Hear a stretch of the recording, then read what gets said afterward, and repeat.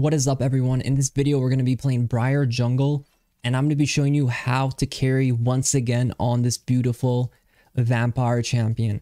And for starters, I honestly think Briar is extremely broken still. She's super good. I've been trying out some different options for your build path. The few of them I've settled on are, I do press the attack with Ingenious so I can maximize my early game damage by going for, Eclipse, Sundered Sky, with Sterix. I think these are the core items. You could skip Eclipse. Riot Jungler. We have a Riot Jungler here. You can skip Eclipse if you don't feel comfortable. You can do Titanic instead, but the Sundered Sky, the Sterix, very essential. And then the question becomes, what armor penetration item do you want? So that's like a big thing. And what I have to consumed is Terminus is actually very broken. Last item Terminus, fifth item Terminus as an armor shred item is actually giga broken. We're going to be showing you this game.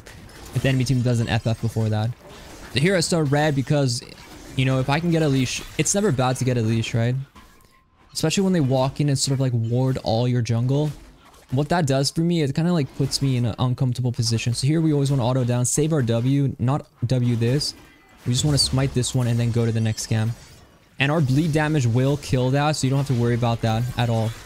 And once it's dead, you go, you get your E, and then boom, push everything into the wall. To be safe about your bleed, it's always around like 100. It's a very safe point to play around.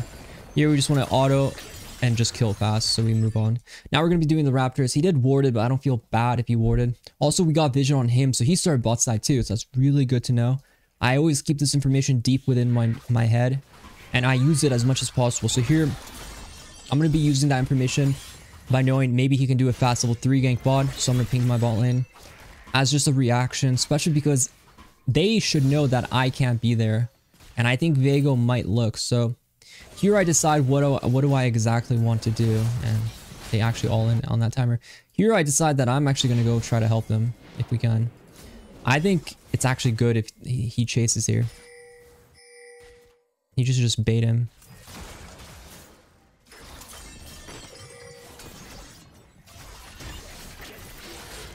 I'm going to E the damage, and you see how I was using Fog of War? I was using the line of sight of the wall so he doesn't see me till the very end. It's important to always manipulate the vision. You see how vision interacts with walls. It doesn't show. It acts as a barrier of vision. You always want to use that as a cache potential, but it's not something you can't actually see what the enemy vision is. Like, you can only see your own vision. You have to visualize in your mind. The walls are very much effective. If I'm standing here, no one will see me over there, right? The way your vision works is the same way their vision works, so always keep that in mind. So here I'm pretty happy with 1 kill, but I'm still going back to finish my full clear. And from here I'm going to get the ball crab and then play the game the way God intended for us to play it. But yeah, I'm going to get the ball crab and probably look to base. I don't do wolves in this situation because we're not on that tempo timer of being able to get wolves. We're on that slower tempo, so we skip wolves in these situations because we need to get the crab. And after crab, we kind of play around that. His raptors are spawning, right? Because 4 minutes, if you solo raptors, they will spawn. So I know his raptors are up. Sometimes you can take advantage of this by, just invading and just dropping a ward. So once the ward tells me, okay, he's not actually here, so I just take this chance to one-shot it. Use your W and then your E, and then it's instantly dead. And here, you can base here, but he most likely, if he comes, he'll come there. So I like to base here. I could play for a bot gank, but like I said, honestly, if you're playing these kind of games, if you're jungling, it's just really important not to fall behind. I think I tell you guys all the time in my videos, and I want you to understand how important it is just do not fall behind, because if you make mistakes early game, your laners are not going to be there to bail you out. They're actually there to kind of flame you.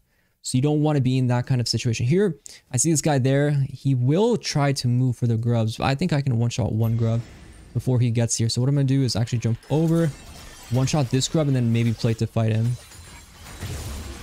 Because I know he's coming. He's about to come. Maybe from the right side, most likely. I'm going to jump on him if I see him here. So we're going to wait a bit and see how they actually react. The wait fact, he's not here yet. Is nice. And I'm going to leave. 2 is good. 2 is good. Why do I leave? Because LeBlanc is moving. and I don't really want to be caught out there. So what I do is just leave it at 1. You know, leave 1. I have a pink already. It's honestly not that important to kill them all. It's the fact that I get that 2 is huge. He actually went to steal my Raptors. Honestly, that's a weird play. Ride Alphic. I don't know about that pathing, my man. But you see why I'm very cautious about doing too many. You really have to think about your way out when you're going for that kind of stuff. Here's a really good time to all in, because I'm actually here. He's my R, but I should be able to get him. Beautiful. So Ornn's actually kind of giga smoking and the chocolate mints. And by the way, this is like Diamond ELO. I'll try to vocalize like what MMR my games are in, but generally I'm going to be playing in Diamond for my videos from now on. Here I think I can just one-shot this, even if Viego comes, as I see him coming. We're going to flip it. Oh, I actually missed that. I have flash as well. Oh, I guess I can't. It honestly levels up. Like, it starts to level up, so you have to watch out for that. That was a bit bad by me. Let's just... let's kind of forget it. Honestly, forgot how much damage my ability does when it's not hitting a wall, like my E damage. It does actually pretty much a good amount. As long as you keep the storm going, it actually does quite a good amount of damage. So there I should just smite it as my E was hitting it. I honestly...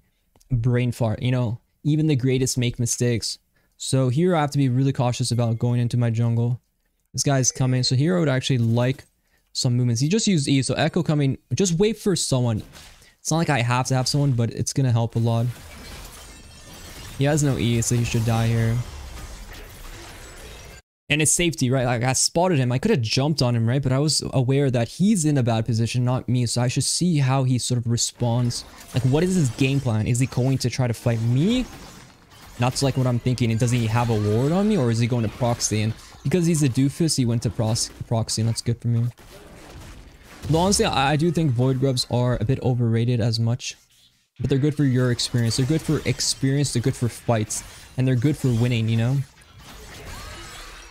But dragons are what's going to really carry you throughout the game. So I don't want to give them dragons. So that's my game plan right now.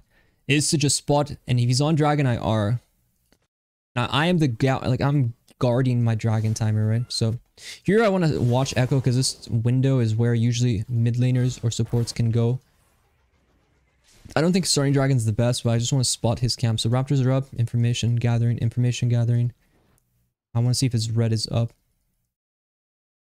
So this is really strange. I think he's actually ganking bot. So what we're going to do... I don't think I'm going to R, because I think my R might not be the best play. I don't think diving's worth it, because if Viego pops out and if I dive right there, I don't think it's good. What I think is a good play here is actually just to do dragon now. I'm really big about just getting the objectives and really protecting the lanes that I think are strong. Like a bot lane that's really strong right now, I think it's extremely good to just keep playing around them when you have opportunities. Obviously, they're getting smashed everywhere. But when you're great, it's just not easy. So also, if the game ends too early, I'll link the full build later. You gotta try. So right now, I'm going Eclipse into Sunder Sky. Like I said, you can always flexible. You can go Titanic instead into Sunder Sky.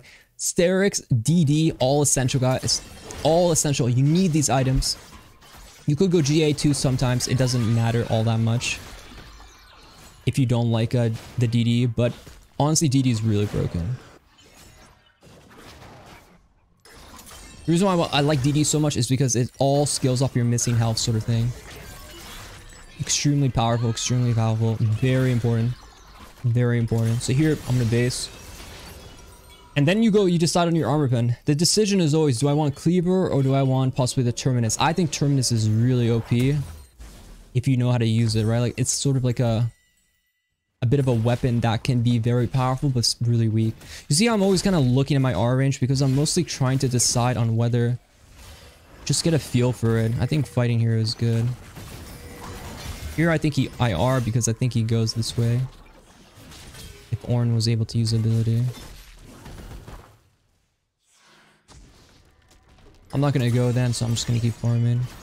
I thought Ornn was going to use E. Maybe you were all watching too, thinking like Ornn is going to E that thing, but his E was actually down, so you have to think about that.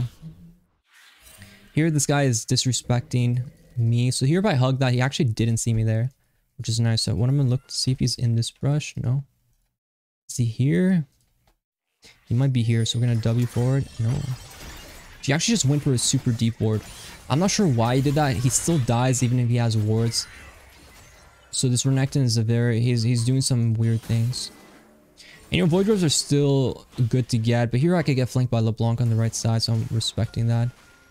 Also, I have Ornn, so Ornn is really strong. So here I'm going to bait him in a bit. Maybe he comes in. 50-50 smite. And we just stun, lock down. This Riot guy is not the best. Not the best. Riot Games, man. Tell me what position what role does he actually... What is his duty at Riot Games? Is he on the bug department? Does he work for the bug department? Because Rek'Sai is the most bug champion in the game. See here, I focus this. That's why it's important to save your abilities. You might be able to turn fights, honestly, wall stun. And it's just really important to be ready and prepared to go anytime, anywhere. Like scraps are just intention. The intention is important. So here you decide on boots, right? Boots are really important. Tabbies or Merc Dress? Tabbies or Merc Dress? What do you think I should go? So first we look for auto-based champions. There's only 1, 2, 3. There's 3 auto-based champions, but also there's a lot of stuns, right? So we look for stuns and auto-based champions. If this guy was AD, then I'd even go Tabbies. If they had so much CC, I would still go Tabbies, mostly because the MR would be really worthless, so I'd be investing too much in MR early game. That would give me not that much value, but because they have so much stuns, it's actually relatively good this game. So that's something we can invest in. To remember, this Tabbies is all about auto-based champions. Even AP auto-based champions, you can get good value from the Tabbies. Tabbies is called Steel Plate Boots. Sorry, I keep calling it by what it was before. Steel Plate Boots is the armor one. So the armor boots and the MR boots. Apologies, I'm old school. It used to be called Tabbies, but I call it. We should call it Steel Plate Boots. So I will. Or remember that. You're in a situation like this, I could probably go bot, help them finish.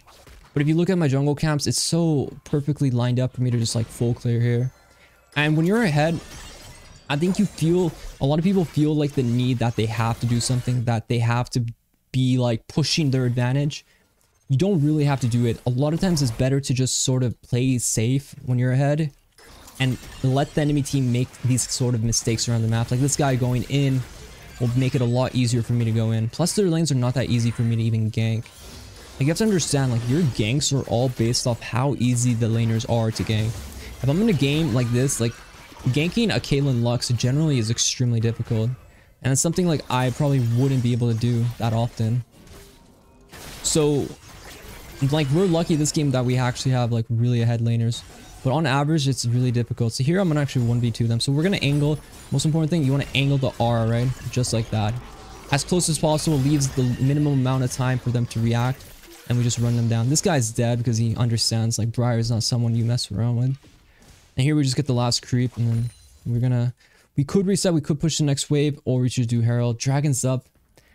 I think they're gonna FF, unfortunately. I would love to play this game longer, but I'll make a longer video after this if they FF. But yeah, here I would do Herald in this situation because bots actually... It's not urgent for me to be doing Dragon because bot lanes is just obviously turbo destroying them. There's like no way they're gonna get Dragon in this window, so I have enough time to do Herald. I'm not big on doing Herald solo because it's designed now to be really slow, but Briar does it really fast because of her passive bleed damage. That's something you can always play around. So here I get one more proc. If you have smite up, always just smite. It takes way too long. And just burn it. So here, because I see Viego bot side, I just invade his top side to see what jungle camps he has up. Stealing jungle camps are really good. Check Gromp. Gromp is down, so we do blue. Usually around this time, blue will be up, so you can always just take it. Your Herald generally is used to break for like inner mid towers. Or what I really like is breaking these outer towers. These ones are worth 600 gold. So much money for you to do. And here they obviously get Dragon, right? But also next patch they're nerfing Warhammer. You should always buy this component first. Next patch, if they nerf this Warhammer by 5 AD, always go Tunneler. Tunneler is going to be really broken. So here I want to check my camps. And we're going to see. We're going to stop this guy. Blue's up. Okay, I actually gave up. Now, my full build is going to be, I'm going to show you what the full build is. Give it a try. If you have any items, like ideas or things like you want me to try. Remember, runes aren't that important. You can really just do what you really like. And yeah, I hope you guys liked the video. Be sure to like, subscribe if you haven't already. I'll see you guys in the next one. Good luck in your game.